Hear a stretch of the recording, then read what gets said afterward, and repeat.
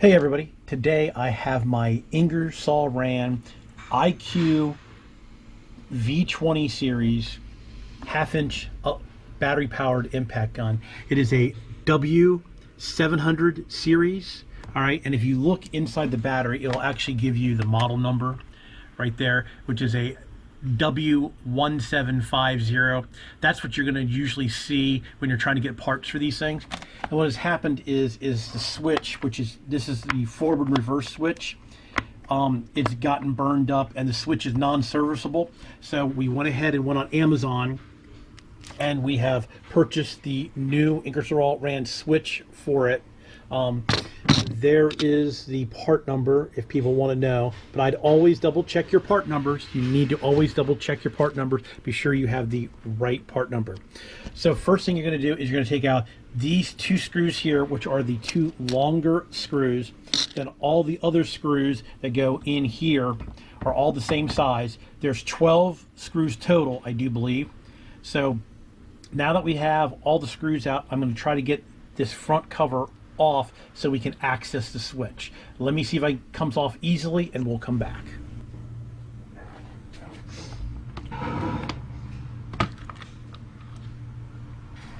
All right, yep, it just lifts off like that.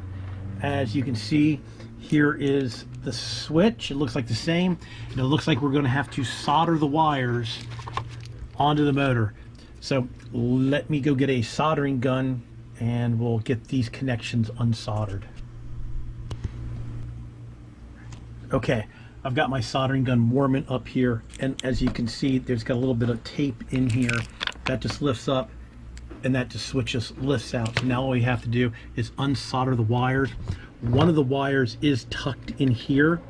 I think I should be able to get my soldering gun down in there to heat that up to get that connection loose.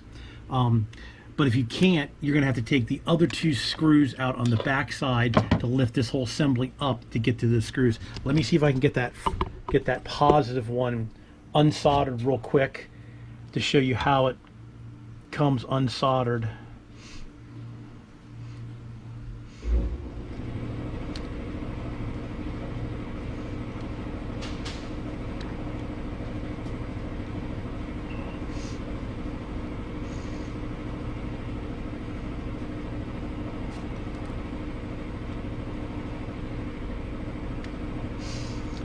Okay, let me go get a little bit of solder.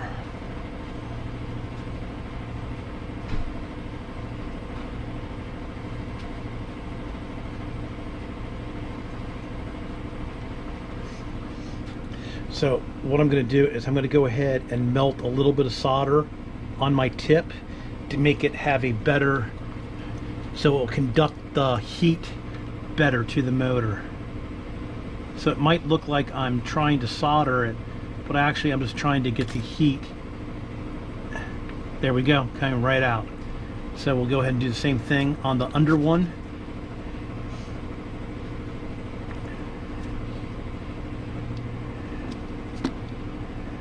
Get some heat on that. Come on, baby. Looks like I'm gonna have to put a little solder in it to get the heat to conduct better.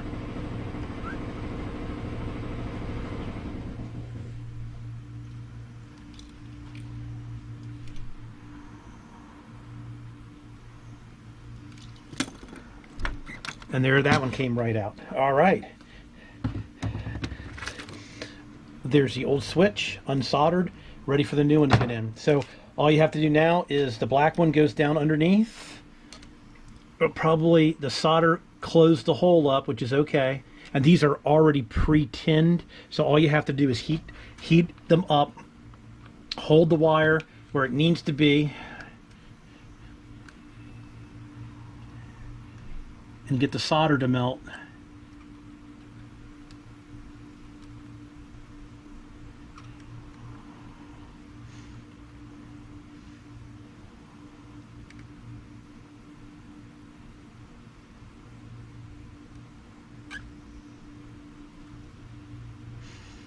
I think I'm going to have to put a little extra solder to get the heat to conduct through.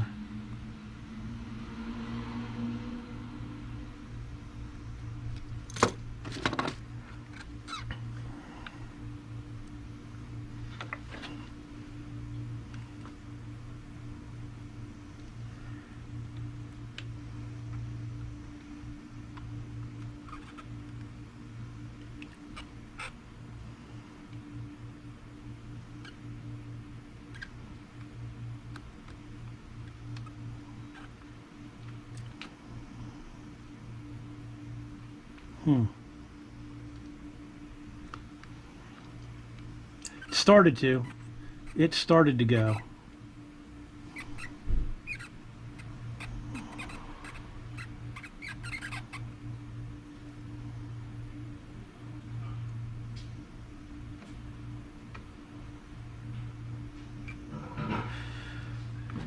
Actually, I think I'm going to have to go get my bigger soldering gun. Let me go get my bigger soldering gun, and we'll finish soldering the wires up, and we'll button this up. All right, I had to go get my butane powered soldering gun.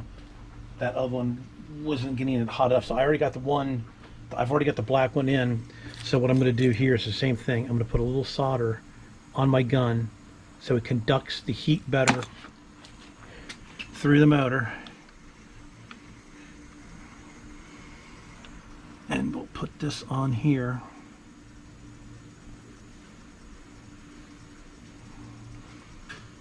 We'll wait for that to get hot, which, ooh, it's getting hot. Come on, baby, come on.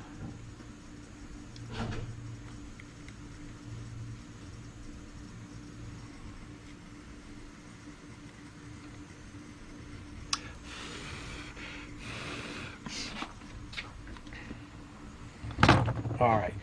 Now that we got that done, the black wire just tucks in there, the red wire tucks on top.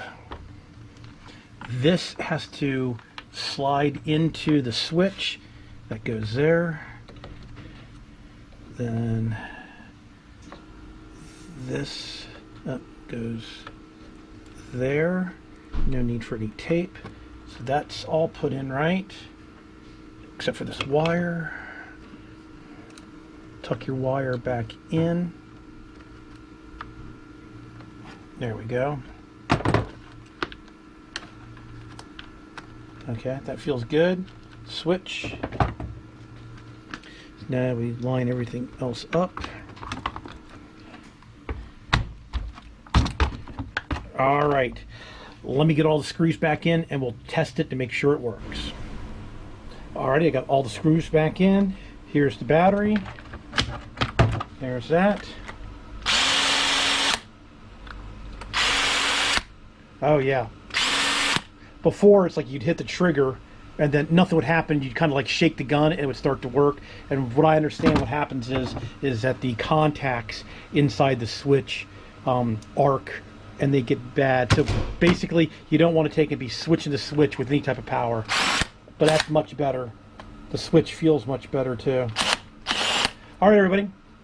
There you go. That is how you put a switch in an Ingersoll RAN W7000 series. Blah, can't talk today.